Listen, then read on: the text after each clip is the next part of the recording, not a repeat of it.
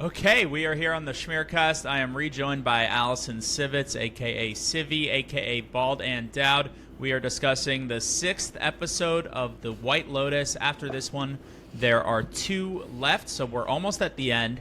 And Alison, I want to start off by asking you, at the end of this episode, we get Sam Rockwell and Walton Goggins on this boat to Sitala's house. What do you think Sam and Walton talked about on that boat ride? Leslie Bibb, because I just found out that those two are married, not Goggins, the Sam Rockwell and Leslie Bibb. No, I don't know. Probably like food, what they ate last night? What they ate. I feel like they didn't talk. I feel like they just kind of sat and enjoyed each other's company. In like a bro-y silence. Yeah. Marinating in each other's love. Yeah, they don't strike me as the type of guys who feel like they need to fill the air with conversation. You know what? You're so right. You're so right. Yeah. These guys, they probably have telepathic communication for all we know. So maybe they didn't talk about anything on that boat ride. Yeah. We are here to talk about episode 6 of this 3rd season. The episode is titled Denials. And I want to back up just a moment and talk about episode 5 because it was definitely the most climactic episode of the season yet. What were you gathering was the popular sentiment surrounding it on the internet with people you talked to after the release of it? Again, like I haven't seen that many people online talking about White Lotus this season. You need new algorithms, I think. Yeah, I really don't know what's going on. I've seen, again, like a lot of memes of things, but no like actual discussion. I know like my family watches it. I know they like the episode. I like the episode. But what were you seeing? I'm very curious. Well, I think mostly I was seeing shock and horror and amusement in regards to the Sam Rockwell scene. Yes. And I think everyone agreed that that was something special and something new. And the show reaching a level of profundity that I think some had thought it got away from. Or some thought it was stale, myself included. And then obviously the brothers. What they did or didn't do was a huge talking point coming away from that. But this is HBO. We've watched Game of Thrones and House of the Dragon for years. To be inured to incest is its own bag of worms to unpack. But that's what I was at least reading and seeing out there. Okay. Yeah, I did see some just general shock about Sam Rockwell. But again, no one was really saying, oh, I liked X, Y, and Z, or I didn't like X, Y, and Z. I think people just expressed kind of like neutral. But what about yourself? Did your feelings change or develop in the days following watching episode 5? Not in the days follow. I mean, I think our conversation made me a little more neutral on it because a lot of the things you pointed out, I did agree with. Like, you know, everyone go listen to last episode if you haven't. We came in with pretty differing opinions, and we left a little more in the center. Sure. But overall, I still like it. I haven't been swayed to dislike that episode. That's funny you say that because I was going to say that I had more admiration for the Rockwell scene. So we made each other whole, very Buddhist, very Thai idea.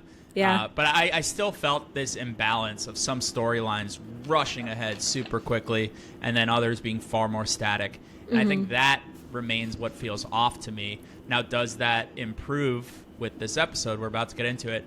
I just wanted to share some feedback I received about our coverage, which I thought would be fun. Fabulous. From a top-tier Schmear reader listener who I won't name. They said, by the way, I am not that disappointed by this season as you seem to be. The opposite. I never could understand and feel with the characters like I can in this season.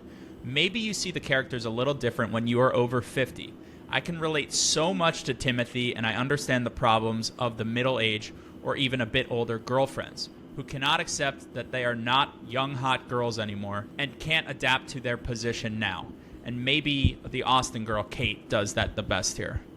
What do you think of that comment from one of our astute listener readers? I love that people are writing in. That's thrilling. I agree. No, I've said I really like this season. I think it is character-wise very fun. I really like everybody. I do feel kind of connected, and I feel like I have more insight into them this season than I think at least more so than last season. So I do agree. And it is nice to hear a perspective, who is saying that they are more aligned with the like middle-aged age group and can kind of, see things from that point of view. Right. So yeah, love that. I think what you and the commentator are saying is that the characters remain great. What's happening to them or not happening to them, and maybe the story mechanics could be a little shakier. I don't think there's any denying that the characters are rich, literally rich, but just rich with complexity. Yeah. I think we can agree on that. Yeah. So let's get into episode 6. It's titled Denials. Big picture thoughts on the episode. What did you think of this episode of White Lotus? I liked it. I wasn't thrilled by it. I preferred last episode. But I do think there were some interesting ideas presented here. I did kind of emerge with more suspicions about specific people, which we can get into. But yeah, what about you? Did you like this one? I thought it was a huge improvement, actually. Really? Yeah. I was pretty surprised to feel how I felt, but I thought the story was congealing really nicely. And then my main point is rhythmically, in terms of the storytelling beats, I thought it was much more consistent. You wanted everyone back at the White Lotus, which I thought was very smart to say, and we didn't exactly get that, but certainly there's more cohesion in the storylines than last episode. So I appreciated that. I do agree. I do think I wanted something shocking again, though, and I texted you. I pressed play on the episode, and like 30 seconds in, Tim, think, shoots himself in the head. Yeah. And I was like, oh my God, I'm watching, like, so excited for you to see this. And then we find out that it's just him daydreaming. And then I immediately wanted to walk it back. But then you said that you really enjoyed the episode, and I was surprised by that. I know. I was surprised by it, too. The episode titled Denials. What are the denials at play within the episode to you? There are a lot of them. I think people denying the things they did, particularly with Laurie and Jacqueline. Jacqueline is saying she didn't sleep with Valentin. Right. We kind of don't know who to believe because as far as we know, they did sleep together. But maybe, you brought up that you think Valentin is gay. So maybe they just like sat together and like had a little chat, which would be delightful. I don't know. He kind of pounced on Jacqueline. Yeah. But we never know. And then I thought you were going to say Lockie and Saxon. That as well. I thought that was they did some stuff together. Yes, but they also don't really remember it. It's a very tricky. It's typically a story that we see through the eyes of a woman because often we hear these stories of like women going out to bars and getting drugged and then not remembering what happened to them. And suddenly they flip the script on it and Saxon doesn't remember and he's really freaked out. And suddenly he's kind of like, I talked about victimized drugs and alcohol being, entwined with like sexuality and kind of reckoning with certain things. And I think he kind of emerges from this whole ordeal with a certain like calmness about him. He's obviously very worried. He's upset. He seems to be a little more attuned to the people around him. Like there's a moment where he asks his dad what's wrong feels a little out of character. So that's changed him a lot. And I thought that whole storyline was really compelling. That's fascinating. I didn't even think about that. Yeah, that was my favorite part of the episode. I think denials in Buddhism also, you're denying yourself earthly pleasures and desires, and obviously that relates to the monastery and many of the themes within the episode. Let's talk about that Tim false footing. Definitely I was shocked by, that opening. Tim looks crazed. He gets the gun, pulls that trigger, and you're just like, oh my God. And I'm watching with my girlfriend, and she's like, holy shit. I'm like, hold on, it's a dream sequence, and sure enough, it was a dream sequence. But she turned to me and she's like, do you think it should have started with him killing himself? I'm like, hey, why the hell not? That would have been riveting. That would have been really interesting and thrown crazy wrench into things. Yeah, especially I feel like for the last couple of episodes we haven't really had Tim like on the phone with anyone angry about what's going on or like worried specifically about like someone calling him. All of that coming down on his family without him there would have been crazy. I think his death would have really done some interesting things for the story. And ultimately I do think I'm glad he's still around to see the story through. Part of me did hope that was how the episode was going to start and just like, off to the races, keep going. So after that shocking non-shock, we settle into the story. And I thought we could groove out together to this mellow song that plays the next day.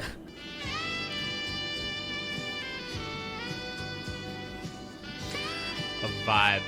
It bop. sounds like elevator music and also kind of like a theme song for like a late 80s, early 90s sitcom about family. I like it. Yeah, you're right. It's in total opposition to the actual madness that happened the night before. Yeah. It's almost saying like, hey, it's a new dawn and a beautiful day. Yeah. You didn't jerk your brother off last night. No. No, not at all. So let's talk about the day after in Thailand and the fallout. So Kate sees Valentine sneaking out of Jacqueline's room, clocks that. Saxon, I mean, he is shelled out, not just because of the damage done to his body from the drugs and alcohol, but because of what he remembers, which earmuffs for the kids that don't listen to the SchmearCast. It seemed like Lockie jerked him off while Lockie was fucking Chloe. That's the last time I'll say that sentence. There. Yeah, we're coming up with sentences that have never been said. That was crazy. What did you think when you saw that flashback for the first time? I was like, oh, I didn't like it. I mean, we all knew it was coming, but no pun intended. But it was like bad choice of words. But it was hard to watch, and I don't like it. Keep that in. We're keeping that in. Yeah, of course. Belinda got some action the night before as well, and Pornchai slept over. And Zion arrives and says, "Mom, you need a minute?" She's like, "Yeah." And I really liked this. Kind of wholesome. It was really sweet. And then there's as wholesome as seeing your mom with someone she had sex with can be. She was covered up. And then like when they were happy. debriefing, she had a post-coital glow. Yeah, she looked great. And then when they were kind of like debriefing over breakfast, it did make me laugh because she just seems very close with her son. I'm very close with my family. Like anything like that will just make me happy. It was they have a really sweet relationship. Yeah, they both have such beautiful smiles too. Like they actually look like they could be related. They really do. They're fabulous, both of them. I want to see them in more stuff. I really like watching Natasha Rothwell. Okay, also at the breakfast is Laurie, and Jacqueline's a little slower that morning because of whatever happened to her, but Laurie and Kate are there. First of all, Laurie, Carrie Coon, always eating, always stuffing her face, and I wouldn't want to change a hair on her head. Speaking of change, Laurie says to Kate, after Kate tells her, that she, Jacqueline, has not changed at all. We kind of guessed that this is something Jacqueline's been doing since time immemorial. I love Laurie's line. She's an aging actress. It's demented. I got a big laugh out of that. And I was just a reminder, do not get on Laurie or Carrie Coon's bad side. She's tough. New Yorker tough. Yes. I loved Laurie in this episode. They kept saying, like, Kate kept telling her to stop antagonizing Jacqueline. I honestly didn't think she was being that unreasonable.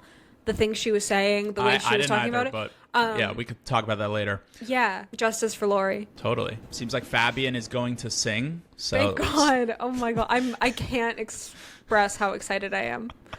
Even though you think he's a little creep, right? He's a little creep, but like I want him to become a star. I think if he were allowed to really shine, it would lessen his creep factor because he would feel more fulfilled. So Saxon and Lachlan are kind of awkwardly like dancing around each other the next day. Up to this point, I think Lachlan has been favoring his brother more than his sister. Not just because he could be attracted to him, but also because he's interested in the way Saxon's kind of raising him up and what he's teaching him. If this is a moment of reckoning for Lachlan, it's that, let me move towards my sister a little bit. And he does. We see him go to the monastery with Piper. We see him stay overnight at the monastery with Piper. He has come to realize that his brother is a real, not a great role model, just not a good guy. Well, he also almost strip mined the resource and he's done with it too. Yeah, that's true.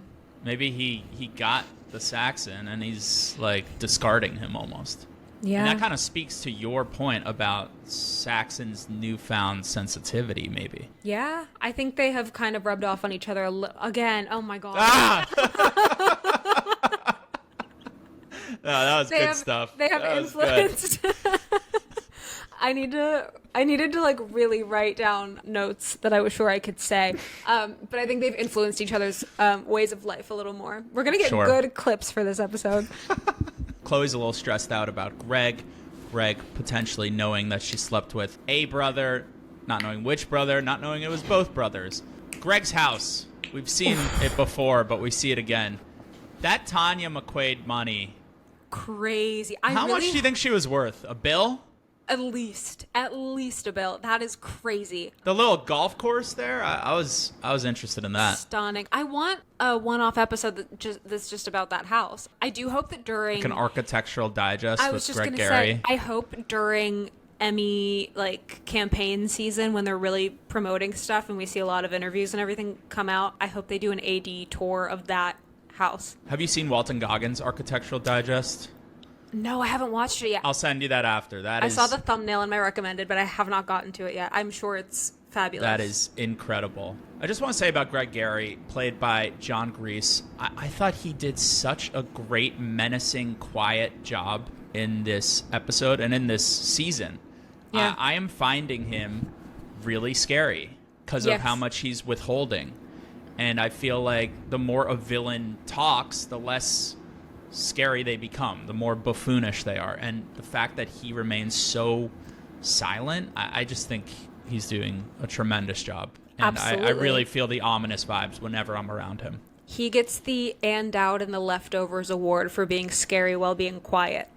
Ooh. Yeah. That's a great little category. Yeah. Think of some more people within that. That's great. Yeah, we should have nominees in a whole ceremony. And then, just to tie a bow on it, that moving on to that conversation between him and Belinda at the White Lotus, I am terrified for her, straight up. Yes, but I'm also deeply curious because when he says we should talk, it almost sounds like there is some type of context that he needs to provide that maybe we're not privy to yet. I don't know. There was something I have an idea. Yes. I have an idea. Okay. And this speaks to something I swear I heard Mike White say a long time ago regarding Belinda and how she comes off as a goody two-shoes, like no one should hurt Belinda, like protect Belinda. But I'm starting to see a potential arc for her in this episode. With Porn Chai, for example, he says that we should start a business. Yes. This is day one after sleeping together. And she kind of recoils from that, I thought. That was my read on it. Yeah, absolutely. I feel like we are being set up for her to really let Porn Chai down. For better or worse, honestly for worse, she may have taken some lessons from her experience with Tanya. And the way you kind of have to look out for number one.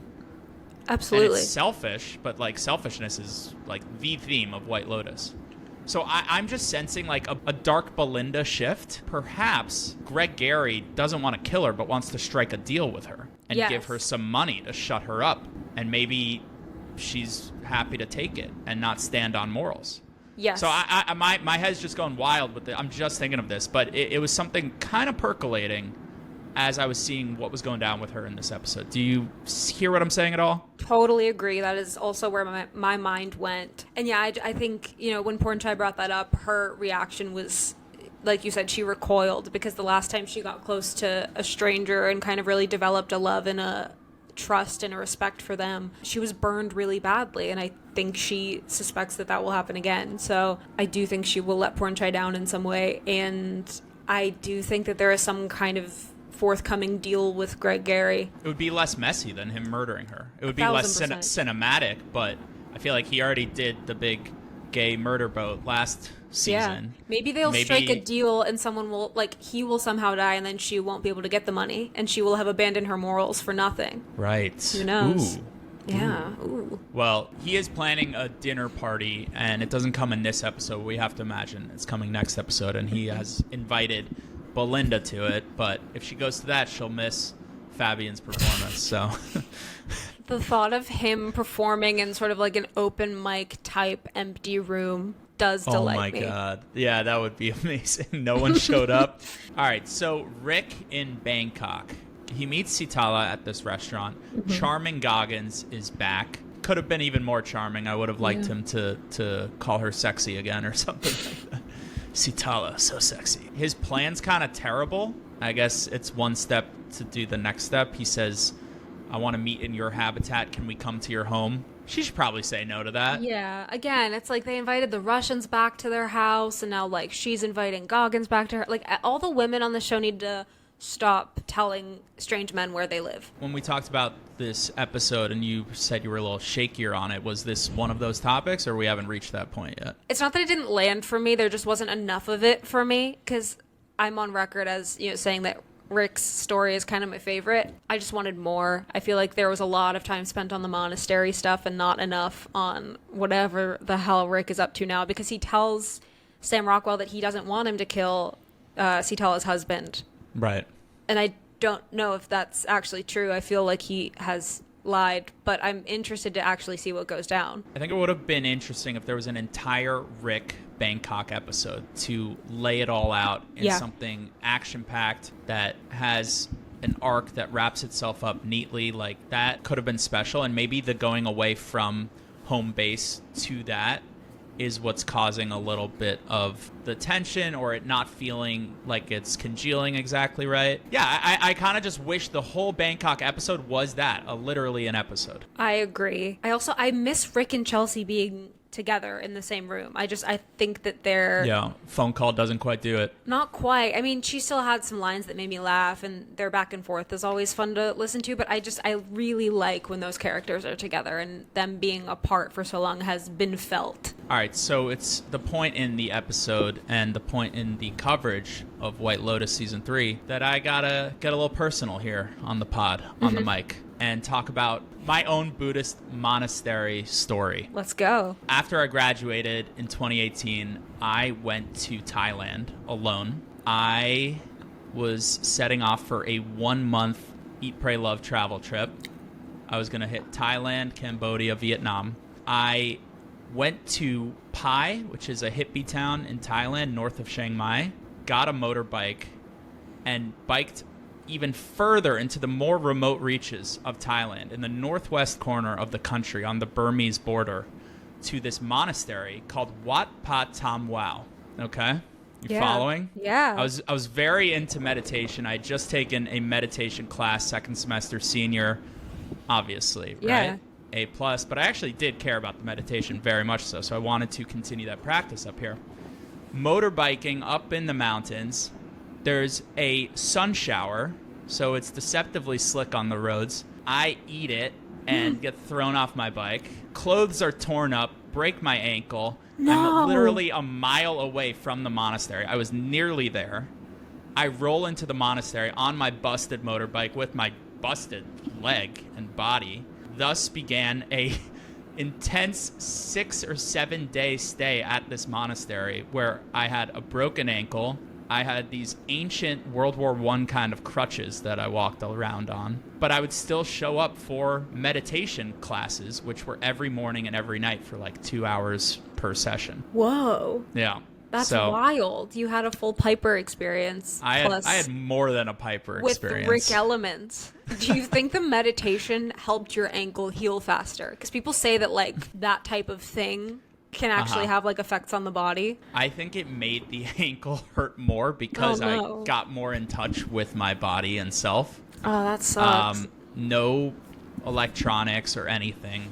Kind of had to just grin and bear it and meditate through it. And fortunately, I didn't have hot flashes of seeing myself jerk off my brother because I don't have one, because I've never done that like Lachlan does in this episode. God. I say all this as a preamble to introduce this section of the episode with Piper because I love the monastery content.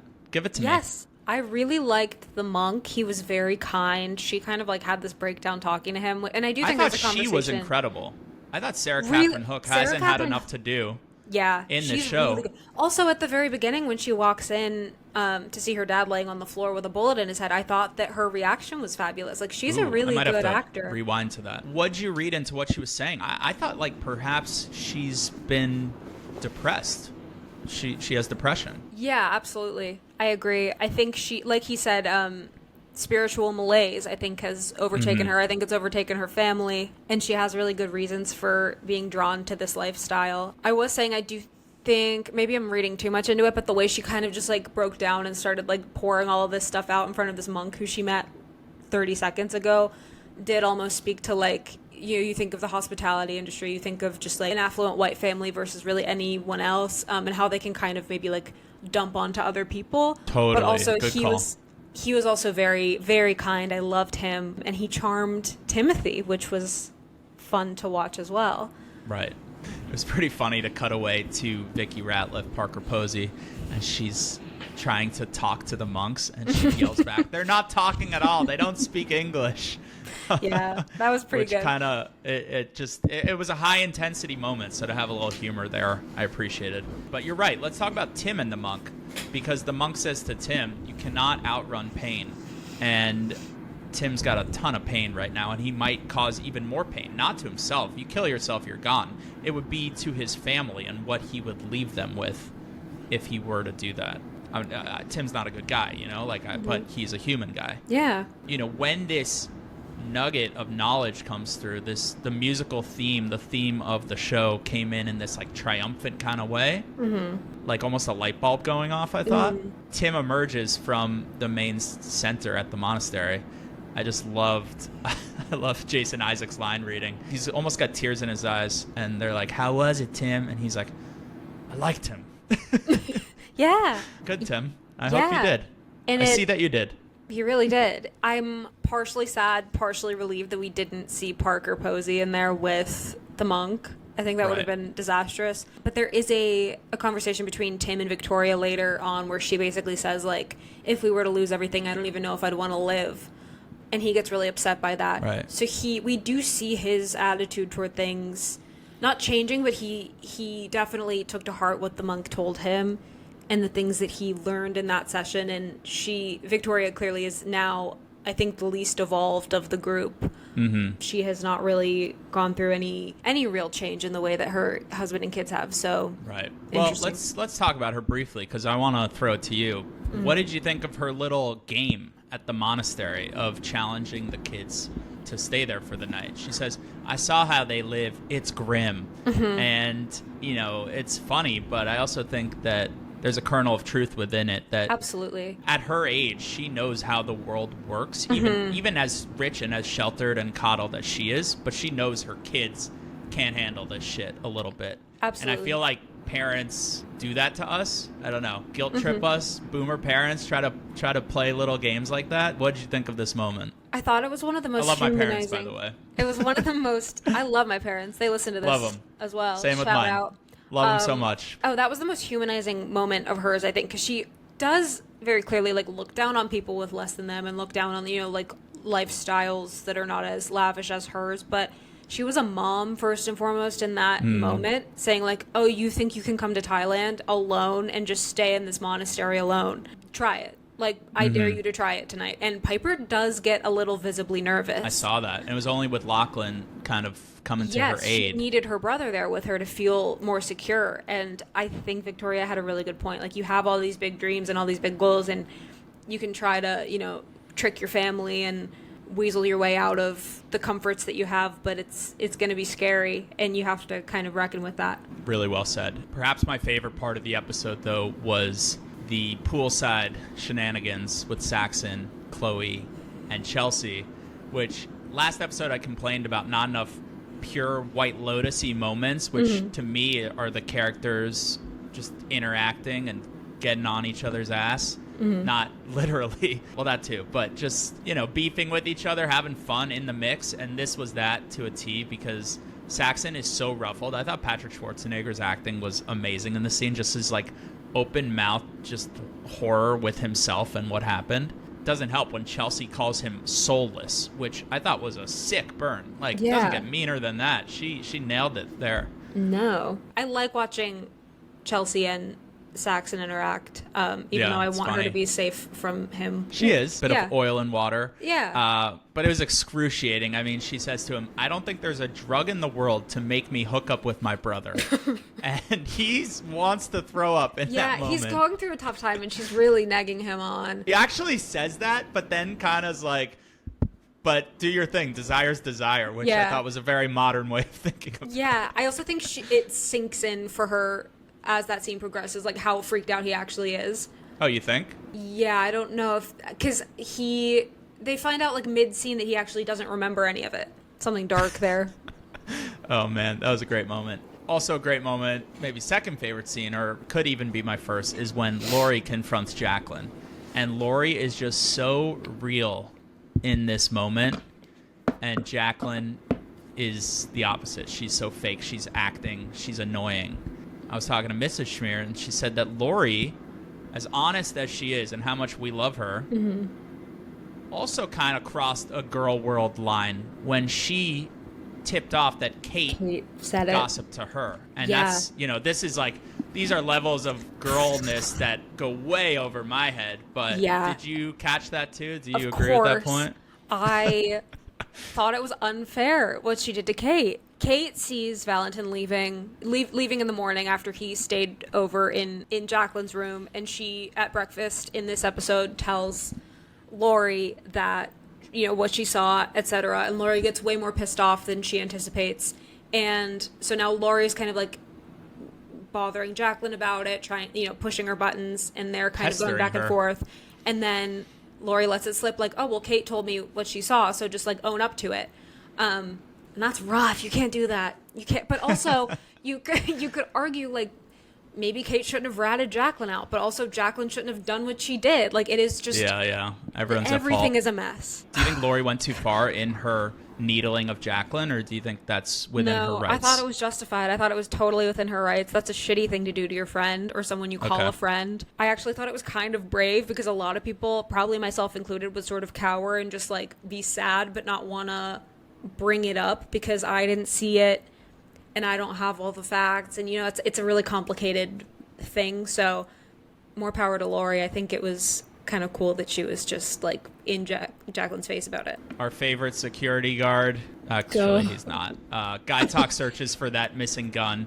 He is supposed to go to target practice with his boss later that day, so he needs that gun. Very like Legends of the Hidden Temple for me. You remember that show on Nick Gas? No, I do not. Okay, this is an old Nickelodeon show from the 90s, like a game show where contestants are running through this temple. The way he's like searching through the apartment. Very good luck to open the first friggin' thing, and there's the gun. But if someone needs a break, it's Guy Talk. I just didn't understand why he was so fearful of Tim. Like, go get the gun, man. Like, you need to do this. You're the security guard for the hotel. And he has good aim. Like, I do have faith that he could disarm Tim, who, again, like I said, is very delayed. Like, he's not outrunning anyone. He's not outmaneuvering anyone. Just like... He calls his kids Locker and Pipeline. Exactly. Like, Guy Talk has a leg up here. Which we've never said before because he never does. Also... the other guy wanting to train Guy Talk now, it's like, where were you 4 episodes ago? Like, you should probably train your guys kind of as soon as possible. One fake suicide, you got me. A double fake suicide, a little exploitative, a little manipulative of the viewer. Do you agree with that? Did you need this second go about? I do think it's interesting. I mean, it was a good visual depiction of Tim's internal response to what Victoria was saying about not wanting to live if they lose everything. He was pissed off and he was sad. I mean, that just hit him in a lot of ways. And I think seeing him kind of daydreaming about killing his wife, presumably over that, but also, they've had many disagreements beyond that. Spats. Yes. I thought of the staircase. Which I know this family's based off a little bit. That's a husband who may or may not have killed his wife. But I thought it was a little much to give us the fantasy twice of the murder-suicide.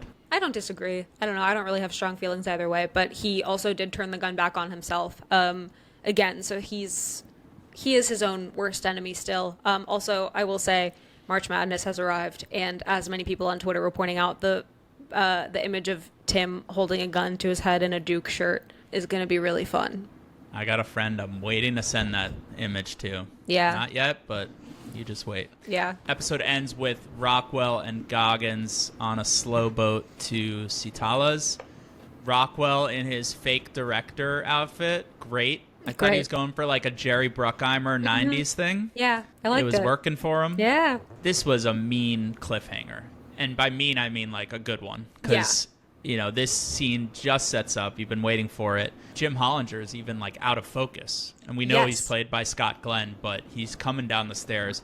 Episode ends, and I'm like, damn it. Like, at least, maybe what I'm feeling and picking up on is at least it's not Tim again ending the episode. A relief. Maybe that's the freshness I feel. Yes, this is the first episode that has ended and made me really wish that I had another episode to immediately go straight into. Exactly. So huge improvement there. I was sick of ending on Tim. I hope that the next episode is immediately in this house. I want it to just hit the ground running. I hope so too. So Jim Hollinger, let's just talk about him for a second. I'm sure we'll talk about him more in the next episode. At this point, we are told that he fucked over Rick's dad in a deal or something. And is it that he killed him, or I already the details of this fake story are fuzzy because I think it's so fraudulent, but I don't remember the details. I just know that he killed Rick's dad. Okay. So a lot of people are speculating that this actually is Rick's dad. Do you think that's possible? Yeah, I do. It's a Luke, I am your father, you know? Like, he thinks his dad's a saint, and it's actually this dude. And then the other potentiality is that this guy, Jim Hollinger, explains to Rick that, no, Rick, your dad sucked. He was a terrible guy. He exploited Thai labor. He, was a slumlord, whatever it is that just pops the balloon in Rick's head, his inflated sense of his father. So I just know some subversion's coming. Yes, I agree. I do hope that something like that is around the corner. Okay, so you said next episode you wanted to pick up right from this house in Thailand with Rick, Jim Hollinger, Sam Rockwell. What else are you really looking forward to in the next episode as we turn our attention to the final 2 episodes of this season? Wow. I guess the dinner. There's always like some kind of event. I had down in my notes, murder dinner at Greg Gary's. That'd be amazing. Yeah, Laurie did say that she wanted to just like hang around the hotel. Well, there's the Mai Tai fight. And there are the Mai Tai fights, but the other ladies don't seem too keen on hanging out anymore. They said, we'll see you at 7. Will they go? Will they end up perhaps at this dinner? Like, I do think there's maybe a chance. I hope. Interesting. Okay. Yeah, good point. It's totally possible that not all 3 of them goes to that fight. But we do know Guy Talk and Mook will be there at least. And Valentine and your boy Vlad. Thank God. I miss Vlad. All right, we're about to end, but I just want to ask you, 2 episodes left. Are you feeling confident about this season being wrapped up in a way that you will be satisfied with? I have truly no idea. But I also don't know if I've ever been satisfied with a White Lotus ending. Like, I think the ending of season 2 was kind of very ambiguous in a lot of ways. I don't think I was particularly satisfied with Tanya falling off a boat.